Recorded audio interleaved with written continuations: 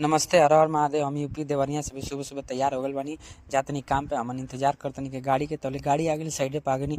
यहाँ बुरुस मिलल अब पानी मार के प्लस्तर करेंगे काहे से कि यहाँ पहले दोगा नहीं मराला। तो यही नाते भैया हम इहो पहले हम एगो एगो हम तो सीलिंग के प्लस्तर कईल बहुत जरूरी। भैया संग में बना पानी उनी पियनी है कि ऐसे कि काम करे आइल बनी कि यहाँ पैसा कमाए तो काम कईल बहुत जरूरी बा।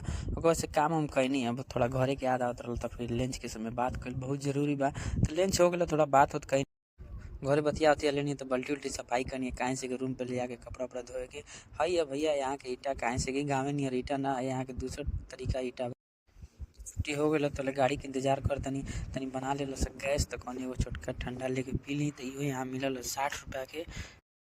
ओकरे बाद से थोड़ा केला वाला लेनी चली नहीं रूम पे काहे से कि केला खाइल बहुत जरूरी बाटे। ऐसे कि मन ला काम करे के बाद खर्चा जरूर चाहिए। पलटी उल्टी लेके रूम पे आ गए नहीं केरा अब चल तनी थोड़ा नहा धोली फ्रेश हो जाई काहे से कि घरे सुत गए